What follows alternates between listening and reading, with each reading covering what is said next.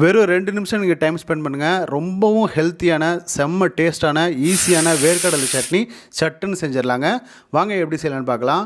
நான் வந்து இதுக்காக ஒரு 3 ஸ்பூன் அளவுக்கு ஆயில் சேர்த்துக்கிட்டேன். அடுத்ததாக 100 கிராம் அளவுக்கு நான் வேர்க்கடலை சேர்த்துக்கிட்டேன். உங்கள்கிட்ட ரோஸ்டடு இல்லை ரோஸ்டட் இல்லாத வேர்க்கடலை எதுவாக இருந்தாலும் ஓகே, தோல் நீக்க வேண்டிய அவசியம் இல்லை, அப்படியே சேர்த்துக்கலாம்.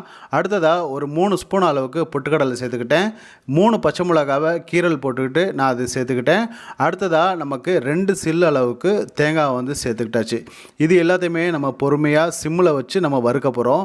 இது கூடவே பார்த்திங்கன்னா ஒரு சின்ன நெல்லிக்காய் சைஸ் அளவுக்கு புளியை வந்து சேர்த்துக்கலாம். அதையும் சேர்த்துட்டு சிம்மில் வச்சு நம்ம லைட்டாக இதை ரோஸ்ட் பண்ணி எடுத்துக்கலாம். இதோடைய ரோஸ்டோட பக்கம் என்னென்னா, கொஞ்சம் வேர்க்கடலை வந்து கொஞ்சம் கலர் மாறுற மாதிரி இருக்கும். அந்த கண்டிஷனில் இதை நம்ம எடுத்து ஆற வச்சிடலாம். பாருங்கள், கரெக்டான பக்குவத்தில் நான் ரோஸ்ட் பண்ணி எடுத்துட்டேன். ஆயில் கூட சேர்ந்து மிக்ஸ் ஆகிருக்குது. இப்போ நம்ம இதை ஒரு மிக்ஸி ஜாருக்கு மாற்றிக்கலாம். இந்த மெத்தடை வந்து நீங்கள் கண்டிப்பாக ட்ரை பண்ணணும். செம்ம டேஸ்ட்டாக இருந்துச்சு. நீங்கள் குழந்தைங்களுக்கு கண்டிப்பாக நீங்கள் இதை செஞ்சு கொடுங்க. இது கூடவே சாம்பார் வெங்காயம் சொல்லுவாங்க, இல்லாட்டி சின்ன வெங்காயம் சொல்லுவாங்க, ஒரு 6 சேர்த்துக்கலாம். தேவையான அளவுக்கு உப்பு, நான் 1/2 ஸ்பூன் அளவுக்கு உப்பு சேர்த்துருக்கேன். இது கூடவே ஒரு 3 ஸ்பூன் அளவுக்கு தண்ணி சேர்த்துட்டு நம்ம ட்ரையாக அரைச்சாச்சு. பாருங்கள், இந்த அளவுக்கு இருக்கும். இந்த அளவுக்கு இருந்துச்சுன்னா போதும். அடுத்ததாக மல்லி புதினா ரெண்டுமே சேர்த்து ஒரு கைப்பிடி அளவுக்கு நான் சேர்த்துக்கிட்டேன். அடுத்ததாக ஒரு 3 ஸ்பூன் அளவுக்கு தண்ணி சேர்த்துட்டு நல்லா அரைச்சிட்டேன். பாருங்கள், பேஸ்ட்டு பக்குவத்தில் இருக்குதா? இப்போ நம்ம வந்து இதை ஒரு பவுலுக்கு மாற்றிடலாம். அடுத்ததாக நம்ம தாளிப்பு செய்ய போகிறோம். அதுக்கு முன்னாடி இதை லைட்டாக நம்ம மிக்ஸியை வந்து அலசிட்டு அது கூடவே நம்ம தண்ணியும் சேர்த்துக்கலாம். ஏன்னா நம்ம இது 4 பேர் அளவுக்கு இந்த சட்னியை வந்து சாப்பிடலாங்க.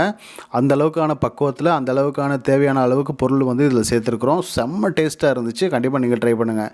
இப்போ தாளிப்புக்காக நான் வந்து இதில் ஆயில் சேர்த்துக்கிட்டேன். ஒரு 4 ஸ்பூன் அளவுக்கு ஆயில் சேர்த்துக்கிட்டேன். அடுத்ததாக 1 ஸ்பூன் அளவுக்கு கடுகு உளுந்து, கடுகு கொஞ்சம் எக்ஸ்ட்ராவே சேர்த்துருக்கேன், ரொம்ப நல்லது. அடுத்ததாக ஒரு 1/2 ஸ்பூன் அளவுக்கு கடலைப்பருப்பு, 1/2 ஸ்பூன் அளவுக்கு ஜீரகம், 2 வரமிளகாவை வந்து கிள்ளி போட்டு விட்ருங்க.